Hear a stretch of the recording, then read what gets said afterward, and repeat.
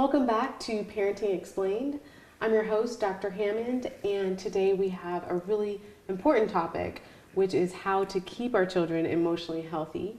I have an amazing expert, Dr. April Brown, who has been in the field of mental health for over 20 years, has seen many children and families with various specialties. So welcome to the show. Oh, welcome. I'm appreciative of being here. Awesome, wonderful. So one of the things is that parents are often really busy. How can parents find the time really to connect with their children, which we know is so important? What are some ways they can do that? Yeah, well, it's about quality time. And so finding any tiny little moment of time, whether it's you're driving them to the car or you're driving them in the car, taking them to school, to connect. Also, even sometimes just having routines. You know, connecting with them before they go to bed. It's a really good way, even when they're toddlers of reading, but even when they're teenagers. That is still important to have those family times and to just make time for them, make them know that they're our priority in your life. And I like that too, what you mentioned, because you said both ways you can do it. You can do a routine where you have, like, say, bedtime stories for the little ones. I have a 5-year-old son, which he loves bedtime stories because it's one-on-one time. Right. And then but then also you can find those spontaneous moments. So it could be on the trip to school, in the car ride, to have those sort of conversations. And what have you seen as far as like the benefits of this social support and connection with a parent and a child? How can that be beneficial to them? That can be so beneficial to them, especially as they get older and challenges come up. You know, whether there's someone, a teacher that they don't agree with, or there's someone bullying them at school, or maybe they have their first crush in high school, you know? If you have that connection established as a little one, then you will see it. They will come and talk to you. Hey, Mom, I need to talk to you. Mom, what do you think about this? Start young. Early. Yeah, definitely. Yes, and then that connection will always be there. So that's one of the benefits. Another benefit is you're preparing your kids to be out in the real world. Nice. Very important. So you've got to teach them how to communicate and how to connect. So they can do that in the business world. They can do that even when they get married or whatever. So that's another important thing. And of course, the third thing is even for their emotional mental health. So there's a lot of benefits of connecting with your child. And I like what you brought up about really, thinking of it as a practice run, if you will, in your household. Because that sibling fight, when your kids are fighting, that's a good time to work on conflict resolution skills. Because they're going to be at a job where sometimes they may not be able to agree with someone or whatever. So knowing how to resolve conflict, it's critical. That's very important. And even thinking as far as the parent and child role, and how, as a parent, we're in positions of authority, but later on, when you have to deal with a supervisor, being able to deal with that sort of conflict with authority is pretty important too. And teaching kids how to able to express themselves in the right manner. You know, and certain times you can actually state your opinion, other times you may not be able to state it, but maybe, I know I used to teach my daughter, she's much older now, but I used to teach her how to journal. To sometimes just to let out those feelings, you know, because that's something as you get older that you may need to learn how to do. So journaling might be a good way. And you're absolutely right. I think it's so important, as you mentioned, to teach children boundaries. Because again, there will be some supervisors that you have to socialize in a certain way, and then other coworkers that you have to react in a certain way. So teaching children those boundaries are very important. Excellent. Any other tips for parents who just say, I'm just too busy? You know, what are some like quick ways to find time? I know you mentioned the bedtime stories, obviously like a short time, or maybe a car ride. What are some other just quick ways for parents to find time to connect with their children? One good way that I tell parents, especially in dealing with teenagers, is maybe even just having a little book that goes back and forth. I love that. Yes. Yes. I love that.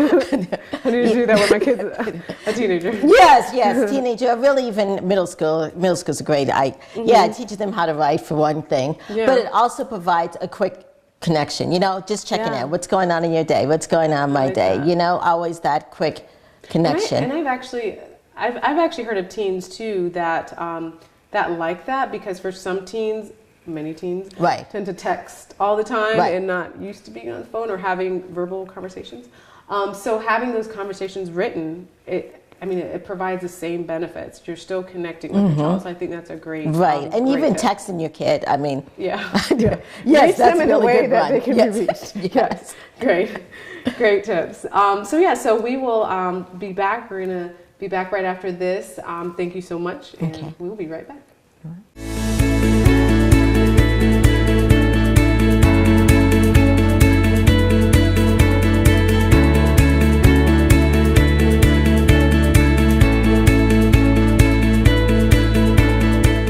Hi, I'm Dr. Hammond here with 4 tips that you need to know about parent self-care. Number 1, when it comes to parent self-care, you need to have a no excuses attitude. As hard as it is sometimes being a parent, we find so many excuses not to take care of ourselves. We say we have to take care of the kids, we have to take care of the pets, we have to take care of our significant other and everyone else except for ourselves. But it's most important for you to have a no excuses attitude and find the time to have self-care. The second tip is that small efforts count too. So instead of thinking I need to lose weight and I need to go to the gym and work out for 3 hours, think if you could spend 15 minutes at home doing something, that counts too. If you need to have some me time, instead of thinking I need to spend the entire weekend at the beach, think about having a 15 to 20 minute time period for yourself where you're doing something you enjoy. So small efforts do count too. Number 3, think about self-care as being in the best interest of your child. So if it's hard for you to find that time for self-care, remember this is something that is not only benefiting you, but it's also benefiting your child because you can be a better parent. And 4th, and most importantly, do what works for you. So society will tell you so many things that you can do for self-care, but you have to do what works for you. Thanks so much.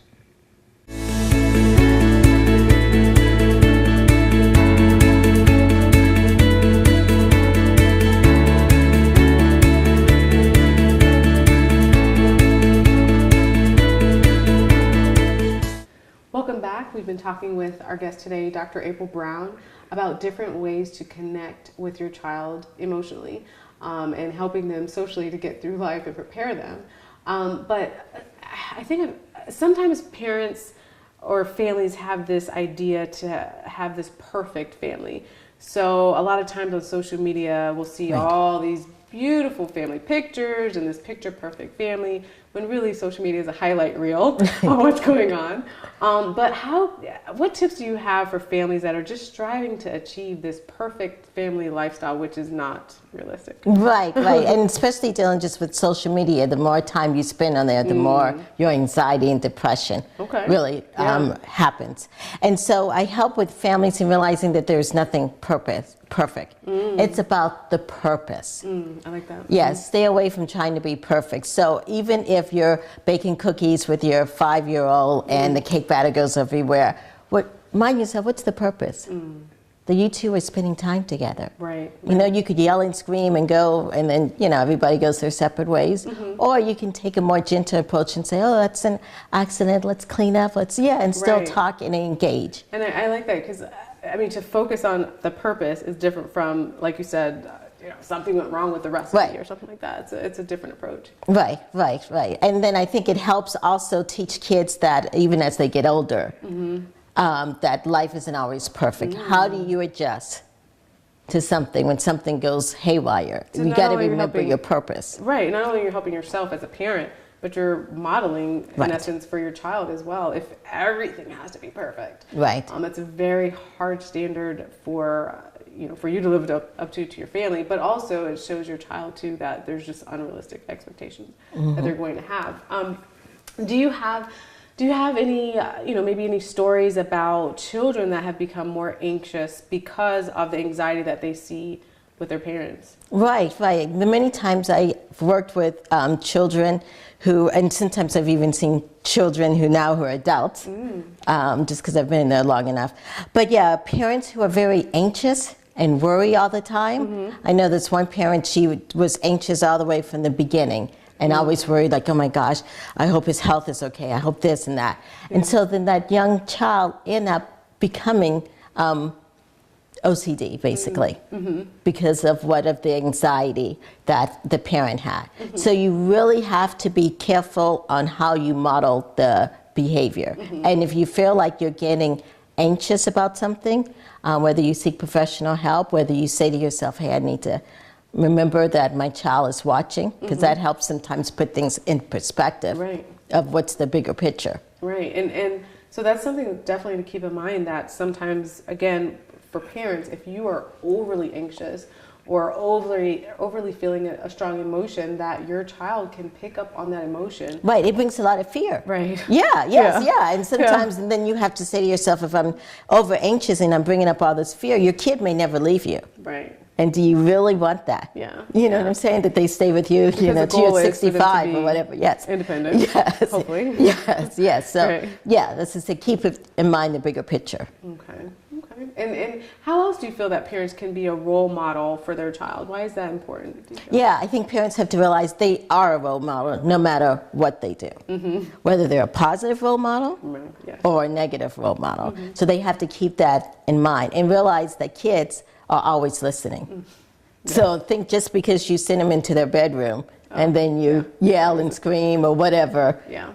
Yeah, they're always listening. They're usually listening. They're listening to conversations. When you're in the car with them and they're on their tablets, they're listening to conversations on your cell phone. Yes, they're always listening. Yes, very true. Yes, yes. So it's important to keep that in mind. You know, and as you're modeling behavior, just realizing that they're looking. And for most of us, and for all of us, we want our kids to be better than we. Keep that in mind. Right. So keep in mind, and I like that you really mentioned, keep in mind the purpose, keep in mind your family values. There's so many positive things to keep in mind instead of trying to portray this perfect family lifestyle that many individuals are trying to portray on social media, which may not necessarily be true. Right, because it's okay that things don't go the way you plan. I mean, that's life. Right, and teaching your child that not everything is going to go the way they Right, because we need to teach our kids to be resilient, because that's how they will advance in life, if they learn to be resilient. Wonderful. Yes. All right, sounds good. Well, we are going to come back after this and talk some more. Okay, thanks.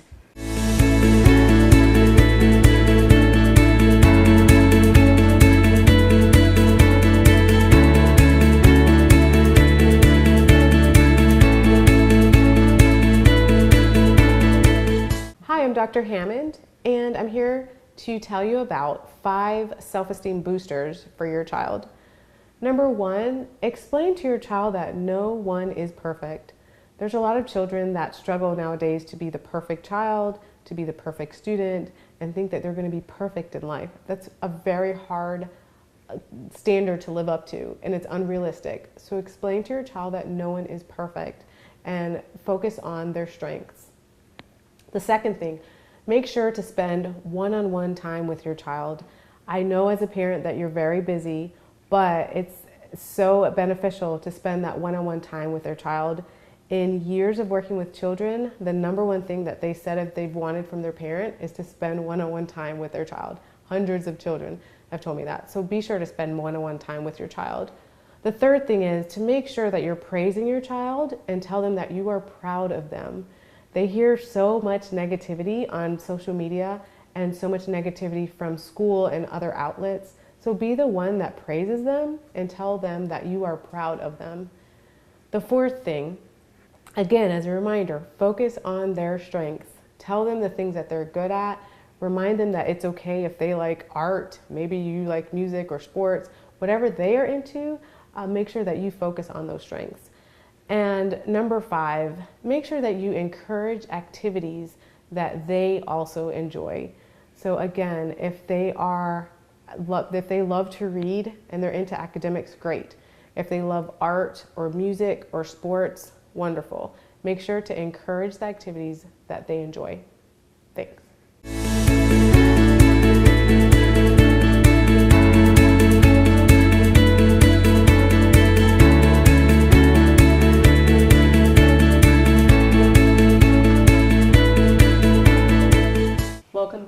back again here with Dr. April Brown, giving you some great tips about keeping your children emotionally healthy. A lot of families have struggled when there are new beginnings, and by that I mean the parent could have a new job, could have a new relationship, a new baby in the family. There's so many new things which are exciting, but also can be a little stressful for the child coping with those new changes. So what would you say to parents who are struggling with a child who's having difficulties coping with this new beginning in their life? Well, I would let the parents know that it's normal. That's number one. Yes. Normal. It's normal, yes. And change is always going to happen. Yes. But letting their kid know that it's okay that you're having a hard time adjusting, validating their feelings, and also making sure that they realize, which I know it's a simple concept, that no matter what the change is, that love you have for your kid is not compromised. Making sure your kid knows that. Yeah, so making sure they know it's normal. So when little sister comes about and is 3 months old, and they were so excited when you were pregnant, but then here comes this new sibling, it's normal to have feelings of jealousy and to be upset, for instance, but also to remember that you love them no matter what. Right, and give them tools to deal with it, and also sometimes maybe making sure that you spend extra time with your kid. Yes, very important. Yes. It's such a healing factor to spend that extra time, as we talked about earlier with your child. But what about parents that maybe they're struggling with this new beginning? Because it's a good stress, but it can be stressful too. What can parents do to help take care of themselves through this process of the new beginnings or some other stressor in their life? Yeah, it's okay for parents to do self-care, which is critical. And one self-care, of course, is taking time for yourself. It's okay for your kid at most ages to spend time by themselves, and it's okay for you to spend some quality time by yourself, whether it's read a book, get your nails done, work on the car in the garage, just doing some kind of activity for yourself. It's critical. Yeah, and I like that you said it's critical. Yes. Because it is. Because oftentimes as parents we say, I don't have time because I'm juggling maybe job or children or a child or many things. We're all juggling. But it's critical to really take that self-care. Right, you have to realize that the kids are watching. So if you make adulthood look like it's a lot of work and too much work, kids don't want to grow up. Yeah. Yes. So let them know that you have to take time for yourself. It's okay to go and have a girls' night or whatever. Yes. And showing them too that it's a balance. To do. Yes, balance in life. So tell us a little bit more about you and your website, what you do. Okay, I'm a therapist in Fort Myers, Florida, and I see couples and families and children. I've been working in the field for a long time. I'm also doing a new show myself, which is called Bringing Intimacy Back, and it's also about connections in relationships and with kids and family and that kind of stuff. Yes. Wonderful. Sounds great. Is there anything else that you wanted to provide for parents as far as tips to get through the journey of parenting? One major tip, especially as your kids are in middle school and high school, is to be involved in their social media. Very important. Yes. I've known many parents, even when I was a school counselor, who did not know anything about their kids' social media or friends. Get involved. So thank you so much. Great tips. Thank you. Thank you, and tune in next time.